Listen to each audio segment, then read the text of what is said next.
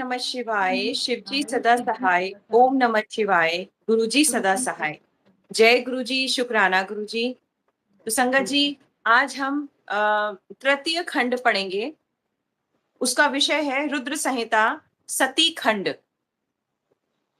तो सती चरित्र के बारे में बताया गया है। नारद जी ने ब्रह्मा जी से पूछा, आप शिव कृपा से सर्वज्ञ हैं, अतः आप मुझे यह बताने की कृपा करें कि शिव जी सती के साथ विवाह करके गृहस्थी कैसे बने। सती जी को, जो पहले दक्ष की कन्या थी तथा बाद में हिमालय की पुत्री बनी, सती का चरित्र बताने की कृपा करें।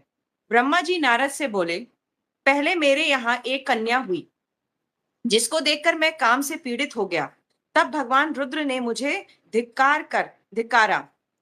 मैंने तपस्या द्वारा शिव जी की आराधना की। शिव शंकर ने मुझे तरह तरह से समझाया। मैंने शिव जी को मोह में डालना चाहा, परंतु अपने पुत्र दक्ष से मैंने असी की विरनी नामक कन्या से सती को उत्पन्न कराया। वह दक्ष पुत्री ही उमा बनकर कठिन तपस्या के द्वारा शिवजी को वर रूप में प्राप्त कर सकी। तब के रुद्र स्वतंत्र होकर भी सनातन उत्पन्न करने की इच्छा के से रूप धारण कर मोहित हो गए। रुद्र को गृहस्थाश्रम में काफी समस्त समय व्यतीत हो गया। इधर दक्ष को शिवजी की माया से गर्व उत्पन्न हो गया। वह शिवजी की निंदा करने लगा। उसने एक विशाल यज्ञ का आयोजन किया, जिसमें उसने मुझे, विष्णु और अन्य देवताओं तथा मुनियों को आमंत्रित किया, परंतु अपने जामाता शिवजी को आमंत्रित नहीं किया। इस पर सती का हृदय नहीं माना। वह अपने पिता के घर गई, परंतु वहां पर यज्ञ में अपने पति शिव का भाग न देखकर और अपने पिता से अपने पति की निंदा सुनकर उन्हें यह सहन नहीं हुआ और यह यज्ञ कुंड में अपना शरीर त्याग दिया। सती के शरीर त्यागने की बात सुनकर महादेव कुपित हो गए। उन्होंने अपनी जटा से एक बाल उखाड़कर वीरभद्र को उत्पन्न किया। वीरभद्र ने दक्ष के यहाँ जाकर दक्ष सहित यज्ञ का विध्वंस कर दिया। समस्त तीनों लोकों में हाहाकार मच गया। सबने मिलकर शिवजी की स्तुति की। इस पर शिवजी ने कृपा करके दक्ष को पुनः जीवित कर दिया और उसके यज्ञ को पूरा कराया। सती के शरीर से उत्पन्न ज्वाला पर्वत पर जाकर गिरी और वह ज्वालामुखी बनकर पूज्य बन गई। उनके दर्शन से आज भी मनुष्यों की सभी कामनाएं पूर्ण हो जाती हैं। वहीं सती जी दोबारा हिमालय के घर में जन्म लेकर पार्वती नाम से विख्यात हुई और कठिन तपस्या करके शिवजी को प्राप्त करने में सफल रही। हर हर महादेव, जय शिव शंभू। अगला विषय है शिव पार्वती चरित्र। पहले तो शिवजी निर्गुण, निर्विकार, रूप गुण शक्ति रहित, सत असत से दूर परात्पर दिव्य रूप में रुद्र ही थे। फिर उमा के साथ सगुण और शक्तिमान हो गए। उनके दाएं अंग से ब्रह्मा तथा बाएं अंग से विष्णु उत्पन्न हुए। तब से सदाशिव के ब्रह्मा, विष्णु और रुद्र तीन रूप हुए।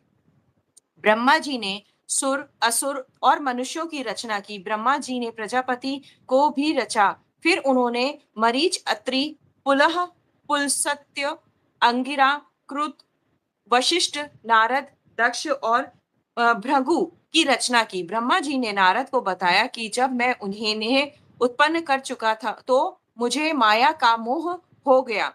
तब मेरी भौहों के बीच में से संध्या नाम की एक कन्या उत्पन्न हुई। उसे देखकर मैं तथा मेरे पुत्र दक्ष, मरीच आदि सोच में पड़ गए। सभी के चिंताग्रस्त होते ही एक काले बालों वाला, श्याम वर्ण वाला, स्थूल काया वाला, नीले सुंदर वस्त्र वाला, सुंदर कटाक्ष वाला पुरुष प्रकट हुआ।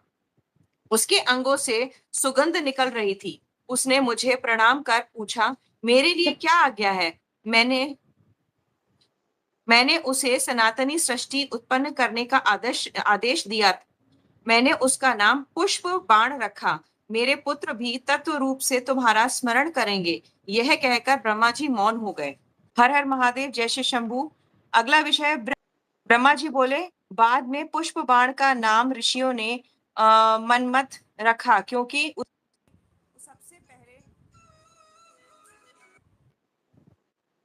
सबसे पहले मेरा चित्त मत दिया था। उसका दूसरा नाम काम था, तीसरा नाम मदन तथा चौथा नाम करदम रखा गया। ब्रह्मा जी काम से बोले, दक्ष प्रजापति तुम्हें एक कामिनी तथा रूपवती कन्या प्रदान करेंगे। उसका नाम संध्या है। काम ने परीक्षण के लिए 5 बाण चलाए। उन 5 बाणों के नाम क्रमशः हर्षण, रोचन, मोहक, शोषण और मारण थे। ये बाण मुनियों को भी मोहित करने वाले थे। संध्या बोली, मैं काम को भी मोहित कर लूंगी। उसने कटाक्ष किए। इधर काम के मोहक बाण के लगते ही ब्रह्मा, मरीच, अत्रि, दक्ष आदि सभी मोहित हो गए। संध्या के मन में विकार उत्पन्न हो गए। कामदेव को अपने कर्म पर विश्वास हो गया। ब्रह्मा के काम के 49 भाव खड़े हो गए। पिता ब्रह्मा और भाइयों की यह गति देखकर धर्म को चिंता होने लगी। उसने शिव जी का स्मरण किया। इस पर शिव जी आकाश में स्थित होकर बोले, हे ब्रह्मा, तुम्हें काम कैसे उत्पन्न हुआ? यह तो तुम्हारी पुत्री है। वेद के मार्ग पर चलने वाले को यह उचित नहीं है। वेद तो तुम्हारे मुख में स्थित है। तुमने इस सत्य के मार्ग को क्यों भुला दिया है? फिर मरीच, दक्ष आदि को भी समझाया। तब ब्रह्मा जी लज्जा के मारे पसीना पसीना हो गए। ब्रह्मा जी का विवाह टूट गया। उससे पितृगण की उत्पत्ति हुई। दक्ष के पसीने से एक सर्वगुण संपन्न कन्या पैदा हुई। वह रति के नाम से प्रसिद्ध हुई। उसे देखने मात्र से क्रुत आदि का वीर स्खलित हो गया। उस वीर से अन्य पितरों की उत्पत्ति हुई। ब्रह्मा जी ने कहा, तब मैंने तथा दूसरे ऋषियों ने लज्जित होकर काम को क्रोध में भरकर श्राप दे दिया कि जा, तू शिव जी के द्वारा शीघ्र ही भस्म हो जाएगा। तब काम ने ब्रह्मा जी से क्षमा मांगी। ब्रह्मा जी बोले, तू भस्म होकर पुनः शिव जी के द्वारा विवाह करने पर पुनः शरीर धारण कर। इतना कहकर ब्रह्मा जी अंतर्ध्यान हो गए और सभी मुनि आदि भी अपने अपने स्थानों को चले गए। हर हर शिल्पी, महादेव। आवाज नहीं आ रही। अगला विषय है कामरति विवाह। सबके चले जाने पर दक्ष ने कंदर्प से कहा, हे काम, तुम्हारे समान गुण वाली मेरी पुत्री रति है। तुम पत्नी रूप में स्वीकार करो। रति से विवाह करके कामदेव अति प्रसन्न हुए। इस समय कामदेव ब्रह्मा के श्राप को भूल गए। इसी से दक्ष से कुछ न कहकर रति के साथ विवाह रचा लिया। उस समय महान सुखकारी उत्सव हुआ और अपनी कन्या को प्रसन्न देखकर दक्ष भी खुश हो गए। हर हर महादेव, जय श्री शंभू। अगला विषय है संध्या की तपस्या। ब्रह्मा जी ने बताया कि जब मैं कामदेव को श्राप देकर अंतर्ध्यान हो गया तथा शिव जी भी चले गए, तब मेरी पुत्री संध्या दुखी होकर सोचने लगी कि मुझसे बढ़कर पापिनी कौन रहे होगी, जिसे देखकर पिता व भाई के मन में काम वासना जागृत होती है। इस कारण मैं स्वयं ही इसका प्रायश्चित करूंगी। संध्या ने चंद्रभागा नदी के तट पर स्थित चंद्रभागा पर्वत पर जाकर तपस्या करने लगी। ब्रह्मा जी बोले, तब मैंने अपने पुत्र वशिष्ठ के यहाँ संध्या को दीक्षा देने के लिए भेजा। वशिष्ठ ने संध्या को भगवान शंकर का मंत्र जप करने को कहा। इससे तुम्हारे सभी मनोरथ पूरे होंगे। ओम नमः शिवाय मंत्र से ओम को बाद में लेकर मौन धारण कर तप करो और मौन रहकर ही स्नान करके शिव जी की पूजा करो। आहार के रूप में केवल जल ग्रहण करो। इससे तुम्हारी तपस्या फलदायक बन जाएगी। शिव जी तुम्हारे सभी मनोरथ को पूरा करेंगे। इस प्रकार संध्या को वशिष्ठ ने तपस्या की सब विधि समझा दी। हर हर महादेव, जय श्री शंभू। अगला विषय शिव जी द्वारा संध्या को वरदान।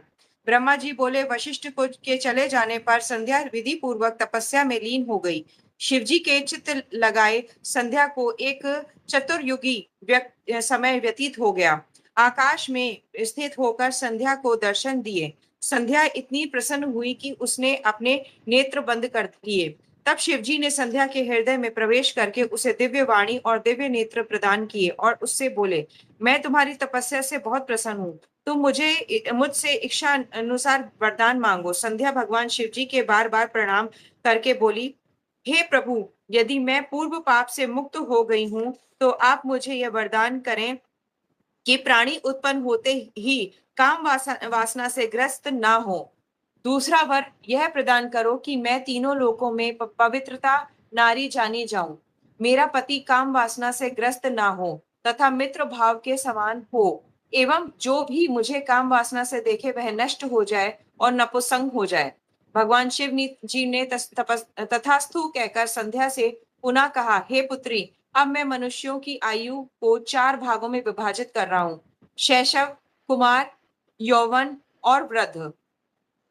प्राणी जब यौवन अवस्था में आएगा तभी उसके मन में काम वासना जागृत होगी। अब कोई भी प्राणी जन्म लेते ही कामी नहीं होगा। यह त्रिलोकी में तू सर्वश्रेष्ठ सती होगी। तेरे पति के अतिरिक्त यदि अन्य पुरुष तुझे काम वासना से देखेगा तो वह नपुंसक बन जाएगा। तेरा पति 7 कल्पों तक जीवित रहेगा और बड़ा भाग्यवान होगा। तुम्हारा अग्नि में जलकर भस्म होना निश्चित है। सीता माता, देखो, सीता माता के लिए है, ये सीता माता बनेंगे आगे। अच्छा, ओके। देखो, मेधातिथि ऋषि 12 वर्ष से यज्ञ कर रहे हैं। तुम उनकी यज्ञाग्नि में जाकर भस्म हो जाओ। इसी पर्वत के नीचे मेघातिथि तपस्या में करने लगा।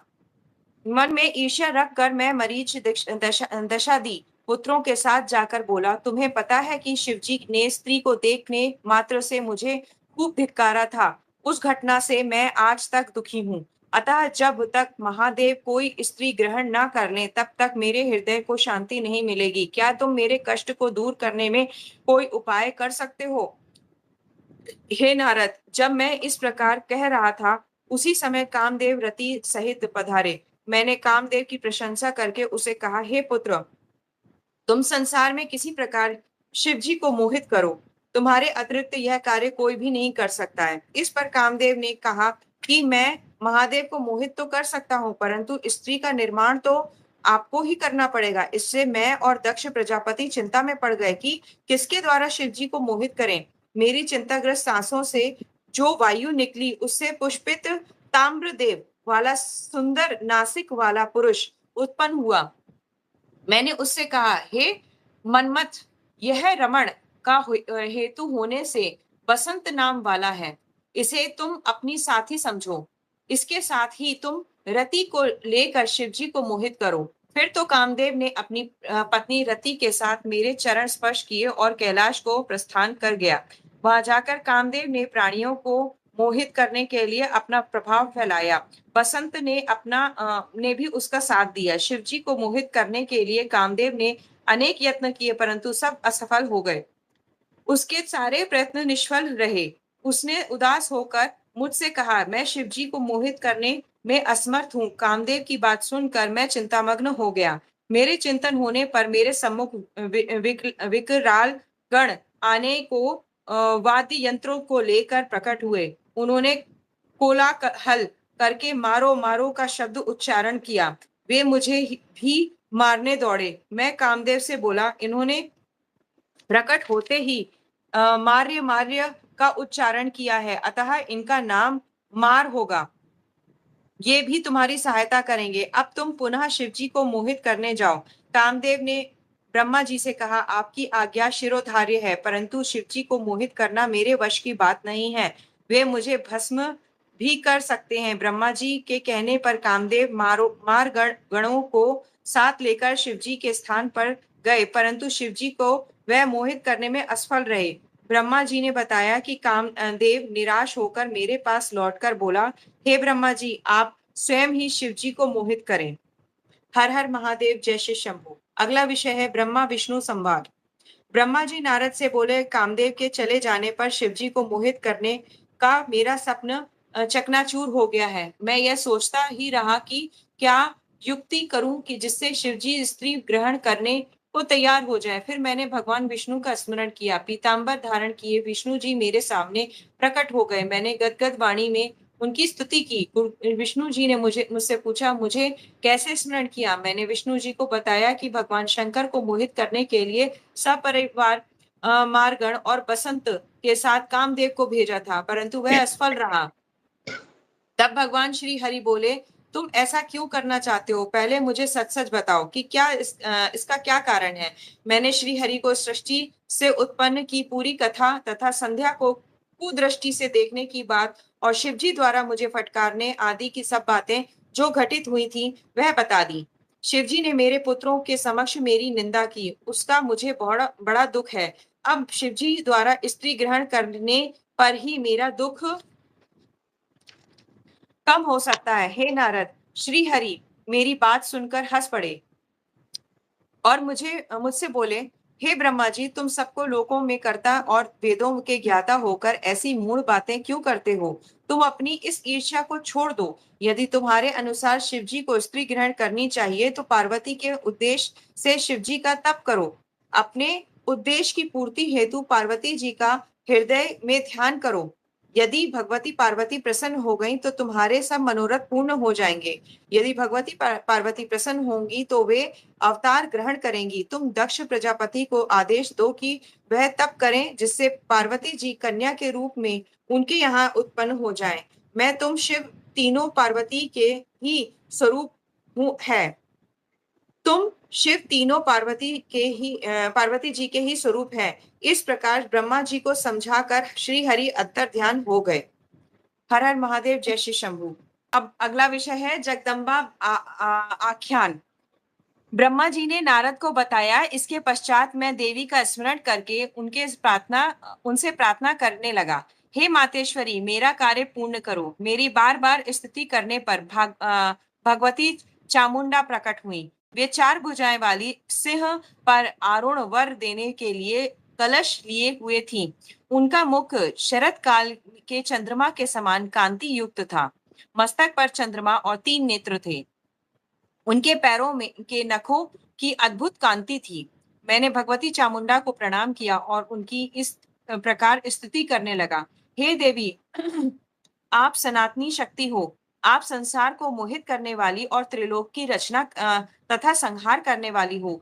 तुम गणों से परे, योगिनी से पूजित एवं उनके हृदय में वास करने वाली तथा योगिनी के आह्वान पर प्रकट होने वाली हो। आपको मेरा प्रणाम है। जगदम्बा मुझसे बोली, आपने किस लिए मुझे स्मरण किया? मुझे शीघ्र बताओ। मैंने उन्हें कहा, हे सर्वज्ञ दात्री, मेरा यह मनोरथ मेरे मस्तिष्क से उस समय निकला था जब भोले शंकर रुद्र नाम से योगी बनकर कैलाश पर निवास करने गए। वे समाधि लगाकर तपस्या में लीन थे। वे पत्नी विहीन होकर भी दूसरा विवाह करना नहीं चाहते थे। अतः किसी भी प्रकार उन्हें मोहित कीजिए। आप दक्ष प्रजापति की कन्या बनकर भोले शंकर की पत्नी बन जाइए। जिस प्रकार आपने विष्णु जी को लक्ष्मी बनकर प्रसन्न किया है, उसी प्रकार आप पार्वती बनकर शिव जी को प्रसन्न कीजिए। स्त्री के कारण ही शिव जी ने मेरी निंदा की। अब मैं देखना चाहता हूँ कि वे स्वयं ही स्त्री कैसे ग्रहण करेंगे। आपके अतिरिक्त उन्हें मोहित करने की शक्ति किसी अन्य में नहीं है। यह सुनकर भगवती जगदम्बा चिंतित होकर आश्चर्य व्यक्त करते हुए बोली, अरे विश्व सृष्टा ब्रह्मा, तुम अज्ञानियों की तरह यह कार्य किस लिए कर रहे हो? उन निर्विकार शंकर को मोहन ने क्या लाभ होगा? मैंने तो हमेशा उनकी वशवर्तिनी और दासी हूँ। उन्होंने भक्तों के लिए ही रुद्र रूप धारण किया है। वे तो माया के स्वामी हैं।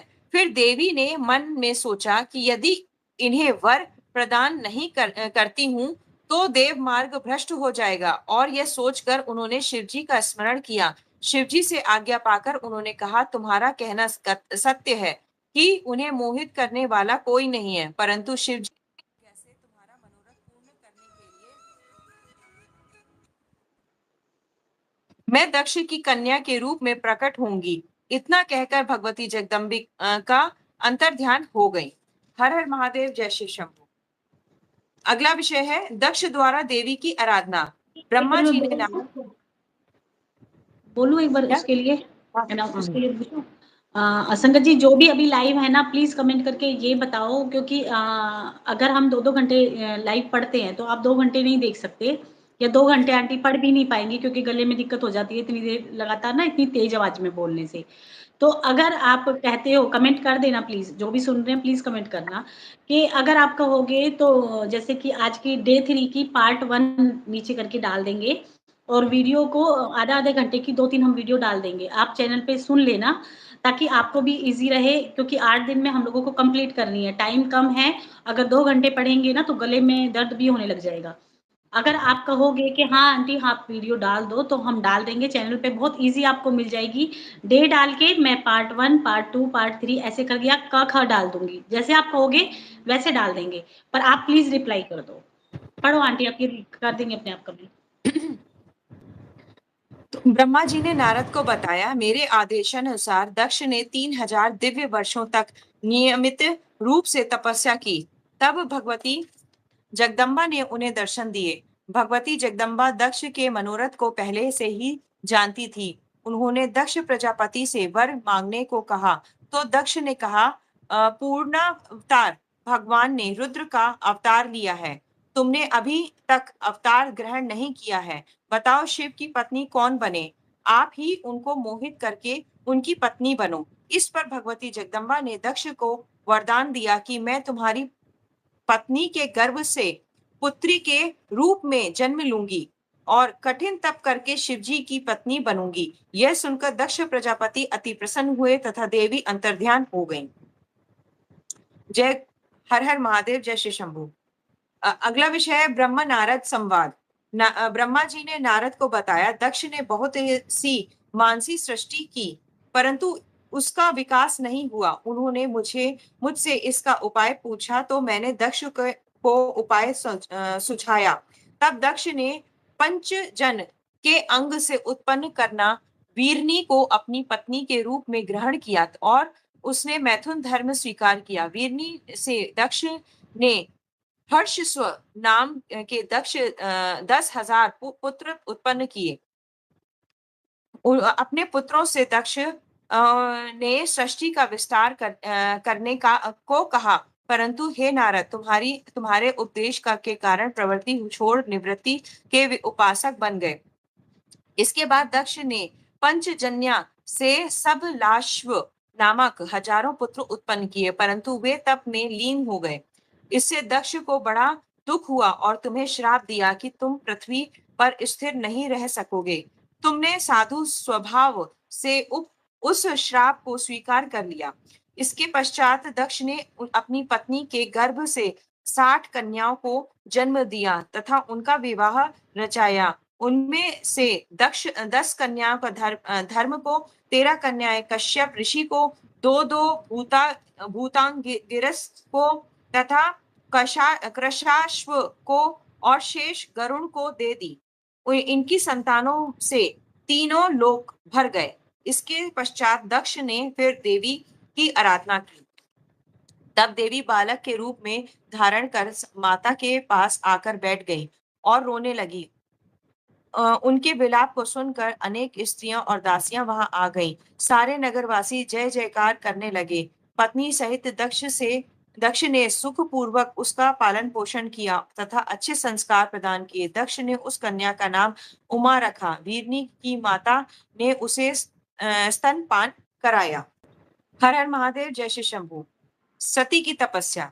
ब्रह्मा जी बोले, जब सती बड़ी हो गई तो उसके पिता दक्ष ने उसके विवाह का विचार किया। पिता की इच्छा जानकर सती ने अपने माता से शंकर भगवान के साथ विवाह करने की इच्छा जाहिर की। माता के कहने पर सती ने घर में ही शिवजी की आराधना प्रारंभ कर दी। आश्विन माह की नंदा तिथि में गुड़, चावल, नमक आदि से शिवजी का पूजन किया। सती 1 वर्ष तक इसी प्रकार शिवजी का पूजन और एवं तप करती रही। ब्रह्मा जी बोले, हम देवता सती के तप को देखने के लिए गए। मैं और विष्णु जी शिवजी के पास गए। हमने वहां पहुंचकर हाथ जोड़कर उनकी स्तुति की। हमारी स्तुति से प्रसन्न होकर शिवजी ने हमारे आने के का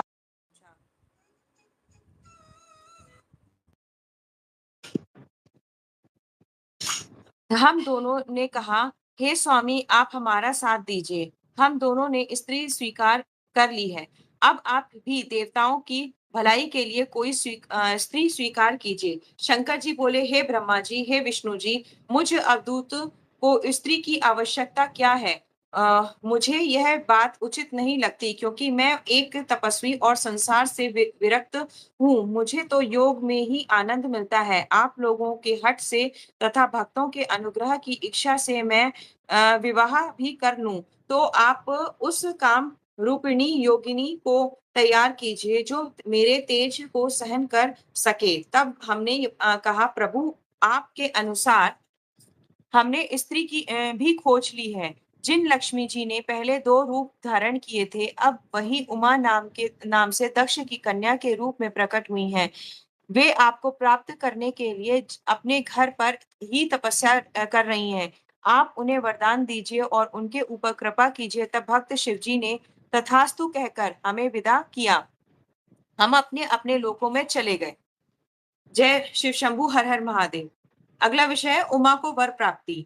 इधर सती ने नंदा व्रत का अनुष्ठान किया। शंकर भगवान उन्हें दर्शन देने गए। सती ने लज्जावश सिर झुकाकर उनके चरणों में प्रणाम किया। शिवजी ने उमा को आशीर्वाद दिया और वर मांगने के लिए कहा। सती बोली, प्रभु आप मुझे अपनी पत्नी बनाकर मुझे कृतार्थ करें। शिवजी बोले, तथास्तु। सती बोली, हे प्रभु, मेरे पिता के समक्ष विधि पूर्वक विवाह करके मुझे अपनी अर्धांगिनी स्वीकार कीजिए। तथास्तु कहकर शिवजी हिमालय पर चले गए। उन्होंने मुझे स्मरण किया। मेरे उपस्थित होने पर मुझे दक्ष के पास कन्यादान हेतु भेजा। मैंने दक्ष से जाकर कहा कि तुम अपनी कन्या का हाथ भगवान शिव को सौंप दो। यह सुनकर दक्ष की प्रसन्नता का ठिकाना ना रहा। सती ने भी अपने तप की सिद्धि का समस्त वृतांत सखियों के द्वारा माता के पास भिजवा दिया। दक्ष के तैयार होने का समाचार मैंने शिव जी को जाकर सुनाया। हर हर महादेव, जय शिव शंभु। अगला विषय है शिव सती का विवाह। ब्रह्मा जी ने बताया, मेरे शिव जी के पास पहुंचने पर उन्होंने सती की कुशल क्षेम पूछी और दक्ष का विचार भी पूछा। मैंने सांत्वना देते हुए भगवान शिव को सब समाचार सुनाए। दक्ष अपनी पुत्री का विवाह आपसे करने को सहमत है। अब आप शुभ मुहूर्त और लग्न विचार कर पाणी ग्रहण कीजिए। विष्णु जी भी स्मरण करने पर गरुण सहित आ गए। मेरे सभी मरीचि आदि पुत्र भी विवाह में सम्मिलित होने के लिए आ गए हैं। चैत्र शुल्क त्रयोदशी को फाल्गुनी नक्षत्र में शिवजी ने रविवार को प्रस्थान किया। देवताओं तथा शिव गणों ने बड़ा उत्सव मनाया। नंदीश्वर पर आरूढ़ होकर भगवान शिव शीघ्र ही दक्ष के साथ यहाँ पहुंच गए। दक्ष ने विधि पूर्वक भगवान शिव जी का स्वागत किया और शुभ लग्न में सती का कन्यादान किया। सभी देव किन्नरों ने तथा मुनियों ने शिवजी की स्तुति की। नृत्यांगन गान आदि करके भारी उत्सव मनाया गया। जय शिव शंभु, हर हर महादेव। ब्रह्मा जी पर शिव जी का कोप। दक्ष ने सती को अपार दहेज देकर विदा किया। विष्णु जी ने शिव जी के यहाँ पहुंच कर प्रणाम करके कहा, हे प्रभु, आप जगत पिता हैं तथा सती जी की जगत माता हुई हैं। आप इनके साथ जगत का कल्याण कीजिए। ब्रह्मा जी ने बताया, शिव जी और सती ने मेरी आज्ञा से अग्नि और की प्रदक्षिणा की। नृत्यादि का उत्सव हुआ। शिवजी की माया ने देवों मनुष्यों आदि को सबको मोहित कर लिया। मैं भी उनकी माया से मोहित हो गया। विवाह के समय सती को देखकर मैं कामासक्त हो गया। मैं सती के मुख को देखने की इच्छा करने लगा, परंतु पतिव्रता सती ने अपना मुख ढक रखा था। मैंने यज्ञ की अग्नि कुंड में गीली लकड़ी के द्वारा धुआं कर दिया और सती के मुख से पर्दा उठाकर उसका मुख देख लिया। उस समय काम वासना से ग्रस्त होकर मेरे वीर की 4 बूंदें पृथ्वी पर गिर पड़ी। यह बात मैंने छिपा ली, परंतु शिवजी ने अपने तीसरे नेत्र द्वारा यह सब देख लिया। वे क्रोध में भरकर त्रिशूल से मुझे मारने दौड़े और कहने लगे, अरे पापात्मा, तूने यह क्या निंदित कार्य कर दिया है। विवाह के समय मेरी पत्नी का मुख अनुराग पूर्वक देखा। विष्णु जी के समझाने पर शिवजी बोले कि मैं इस पापात्मा को मार डालूंगा। इसने सती को कामांध होकर क्यों देखा। इसका वीर भी स्खलित हो गया है। मैं इस अपराधी का वध करूंगा। शिवजी के ऐसा कहने पर सारे देवता कांप उठे। इसी समय विष्णु जी ने शिव जी की स्तुति की। श्री हरि कहने लगे, हे महेश्वर, हम तीनों देवता आपके ही रूप हैं। न ब्रह्मा आपसे भिन्न है और न मैं आपसे भिन्न हूँ। आप सब कुछ जानते हो। आप शिव ही अनंत और स्वरूप हो। आपके नित्य, दीर्घ आदि कोई भी विशेषण नहीं है। विष्णु जी के इस प्रकार समझाने पर शिव जी प्रसन्न हो गए और मुझे माफ कर दिया। हर हर महादेव, जय श्री शंभू। अगला विषय है ब्रह्मा की विरूपता का वर्णन। हे नारद, शिवजी ने मुझे क्षमा कर देने से सभी देवता भगवान शंकर की स्तुति करने लगे। मैंने भी पूरी तरह से उनकी स्तुति की। तब भगवान शंकर सबके सामने मुझसे बोले, हे ब्रह्मा, अब तुम निर्भय हो जाओ और मेरी आज्ञा से अपना मस्तक स्पर्श करो। शिवजी मेरे मस्तक पर जा बैठे और मैंने अपना स्पर्श किया। सब देवों के सामने लज्जित होकर मैंने शिवजी से क्षमा याचना की। मैंने पाप शुद्धि का उपाय पूछा। तुम मेरे दिए इसी रूप में से मेरी आराधना करो। मनुष्योचित कार्य करने से मुझे पृथ्वी पर मनुष्य रूप में विचरण करने का आदेश मिला, क्योंकि जब मनुष्य मुझे ब्रह्मा को घुमाता देखेंगे तो वे भी पर स्त्री गमन के पाप से बचेंगे। मेरे वीर से की 4 बूंदें पृथ्वी पर गिरी थीं। इससे आकाश में 4 बादल हुए, साम्रत, आव्रत, पुष्कर और द्रोण। ऋषियों को देखते देखते ही ये मेघ बन गए। दक्ष ने विवाह संस्कार के पश्चात शंकर जी को आनंद से विदा किया। कैलाश पहुंचकर सती जी ने गणों का निवास स्थान अपने आश्रम से दूर बनवाया। सब नंदी आदि गण अपने अपने स्थान पर जाकर रहने लगे। एकांत हो जाने पर शंकर और सती जी नाना प्रकार के रमण करने लगे। इस प्रकार शिवजी सती के साथ मिलकर कैलाश के कुंजों में तथा हिमालय पर आनंद विहार करने लगे। इसमें शिव के 25 वर्ष व्यतीत हो गए। हर हर महादेव, जय श्री शंभू। शिव सती का हिमालय गमन। ब्रह्मा जी ने बताया कि एक दिन वर्षा हो रही थी। सती ने भगवान शंकर से कहा, वर्षा ऋतु आ गई है। अब हमें कैलाश, हिमालय, काशी तथा या पृथ्वी पर रहने योग्य स्थान पर निवास करना चाहिए। इस पर तत्वों के ज्ञाता भगवान शंकर ने कहा, मैं तुम्हारे साथ जहां भी रहूंगा वहां मेघ नहीं आ सकते। वर्षा काल में भी मेघ हिमालय के नितंब पर ही घूमते रहेंगे। इससे आगे वह भी नहीं जाएंगे। यह समझकर अब तुम्हें जिस पर्वत पर निवास करना है हो वह मुझे बताइए।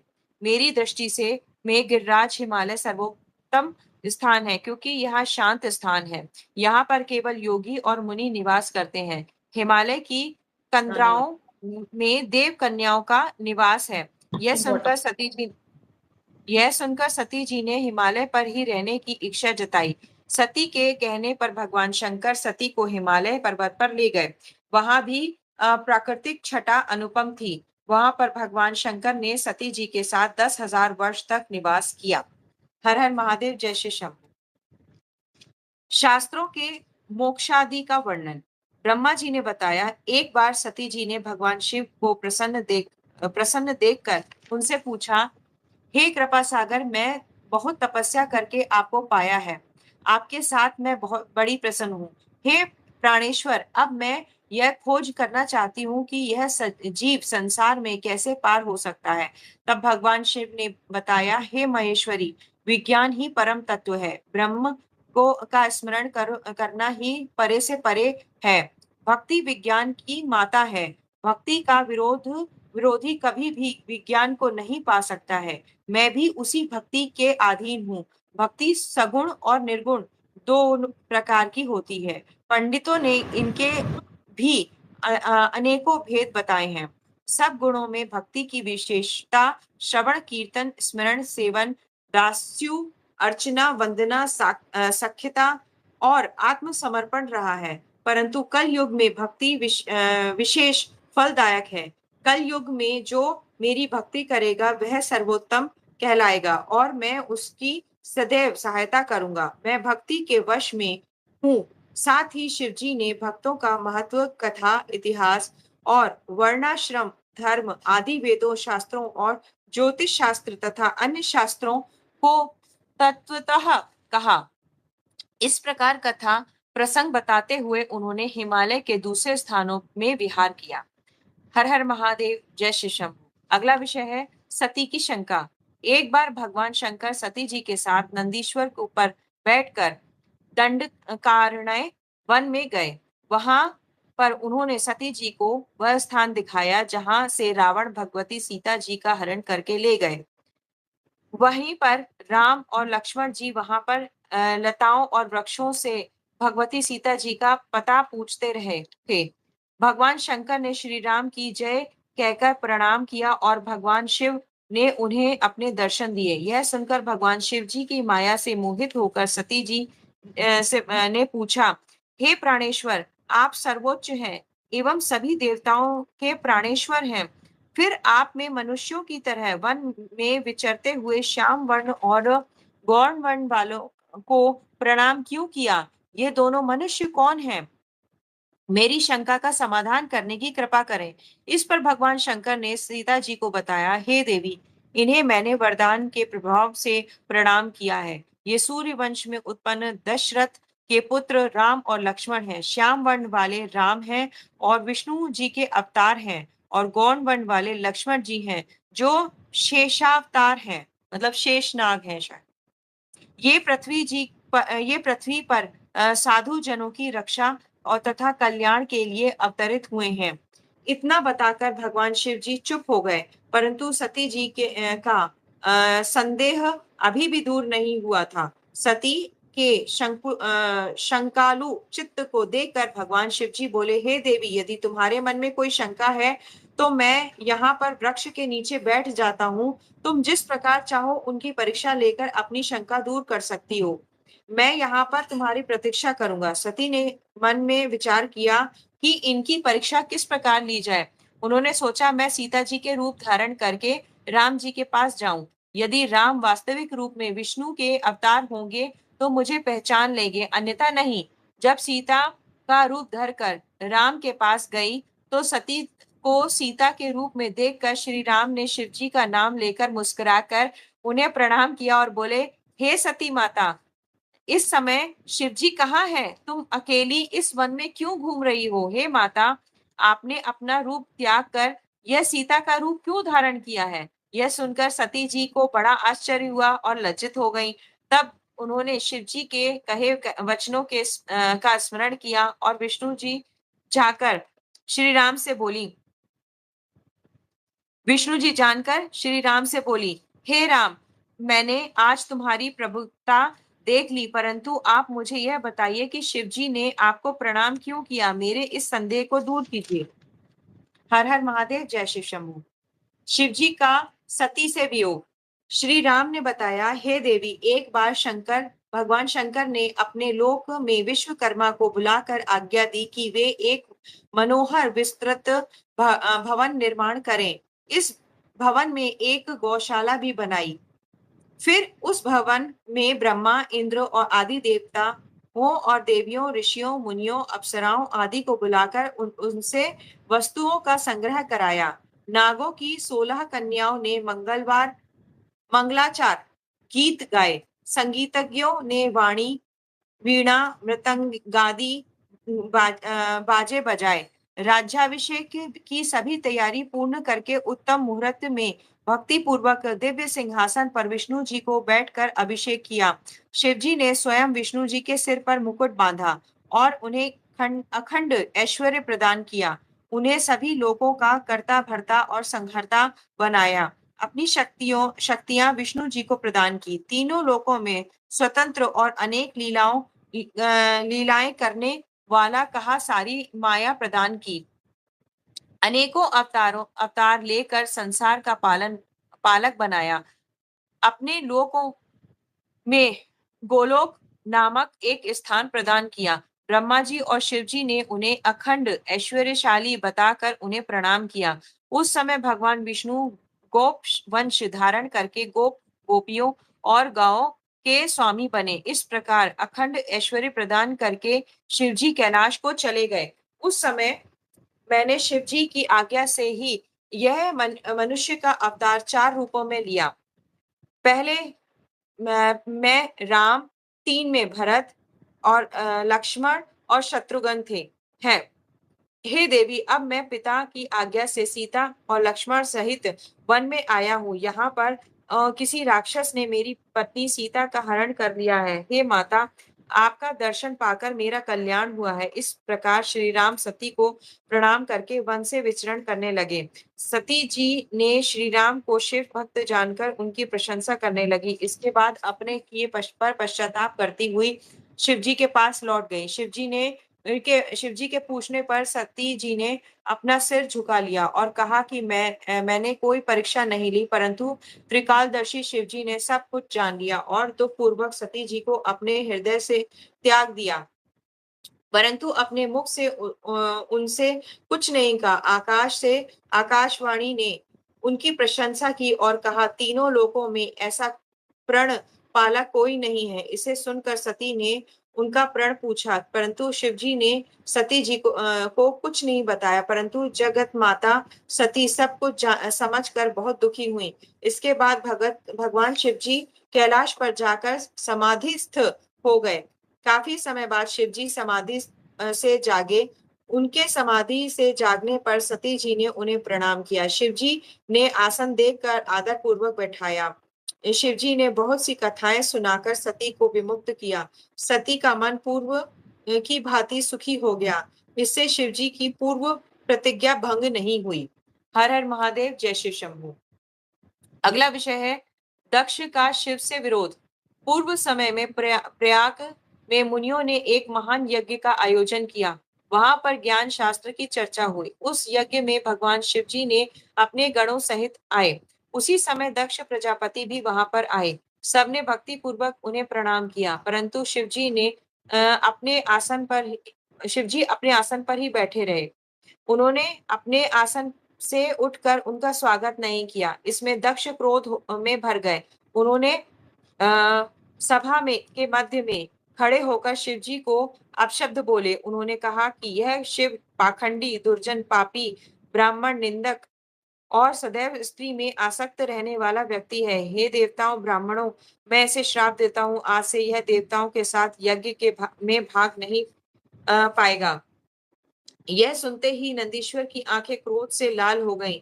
उसने दक्ष को फटकार लगाई, हे दुष्ट बुद्धि, क्या तू शिव तत्व को नहीं जानता? अरे दुर्बुद्धि, इन भृगु आदि ऋषियों ने के मध्य में भगवान शंकर का तूने उपहास किया है, इसलिए मैं तुझे शिव जी के प्रभाव से श्राप देता हूँ कि तुम सब ब्राह्मण वेद का वास्तविक अर्थ न समझकर केवल वाद विवाद पर ही विश्वास करोगे। इस पर भगवान शिव जी ने नंदीश्वर को समझाते हुए कहा, तुम्हें क्रोध नहीं करना चाहिए। मैं वेदों और ब्राह्मणों को शाप नहीं देता हूँ। तुम सब समझ लो कि दक्ष का श्राप मुझे नहीं लगेगा। भगवान शिव नंदीश्वर को शांत करके अपने धाम कैलाश को चले गए। दक्ष भी ब्राह्मणों के साथ अपने निवास को प्रस्थान हो गए। हर हर महादेव, जय शिव शंभू। दक्ष की कथा। ब्रह्मा जी ने नारद को बताया कि शिव जी ने के द्रोह को ध्यान में रखकर दक्ष ने कनखल में जो हरिद्वार के पास स्थित है वह एक बड़ा भारी यज्ञ किया। यह यज्ञ में भृगु आदि ऋषियों को ऋत्विक बनाया। सभी सिद्ध गंधर्व, विद्याधर, आदित्य, नाग तथा सभी ऋषि मुनियों को बुलाया। ब्रह्मा जी एवं विष्णु जी पार्षदों सहित पधारे, परंतु इस यज्ञ में दक्ष ने शिव जी को नहीं बुलाया। यहाँ तक कि उन्होंने अपनी पुत्री सती को भी नहीं बुलाया। यज्ञ के आरंभ के समय ऋषि दधीचि ने पूछा कि इस यज्ञ में शंकर को क्यों नहीं बुलाया, नहीं शंकर क्यों नहीं आए हैं? दधीचि की यह बात सुनकर मूर्ख दक्ष ने कहा, देवताओं के प्रमुख विष्णु जी आ ही गए हैं, फिर मुझे शिव की कोई आवश्यकता नहीं है। मैंने ब्रह्मा जी के कहने पर उसे अपनी कन्या सती दे दी थी, वरना उस अकुलनीन माता पिता से रहित भूत प्रेतों के स्वामी आत्माभिमानी मूर्ख ईर्ष्यालु को कौन पूछता है? वह इस यज्ञ में भाग लेने के योग्य नहीं है, इस कारण मैंने उसे नहीं बुलाया। मेरे इस यज्ञ को आप सब लोग मिलकर सफल बनाएं। इस पर दधीचि ऋषि ने दक्ष से कहा, तुम चाहे जो कुछ कहो, परंतु शिवजी के बिना यह यज्ञ अधूरा है। इसमें तुम सब नाश के भागी बनोगे। इतना कहकर महर्षि दधीचि उस यज्ञ को छोड़कर चले गए। इसके साथ ही वहां जितने शिव भक्त थे, वे भी दक्ष को श्राप देकर लौट गए। इस पर दक्ष ने हंसकर कहा, शिव भक्त दधीचि चला गया तो अच्छा ही हुआ। मैं तो महर्षि क्रतों को यज्ञ में रखना पसंद नहीं करता। तब शिव की माया से प्रभावित होकर देवताओं ने यज्ञ को आरंभ कर देवताओं की पूजा की। हर हर महादेव, जय शिव शंभू।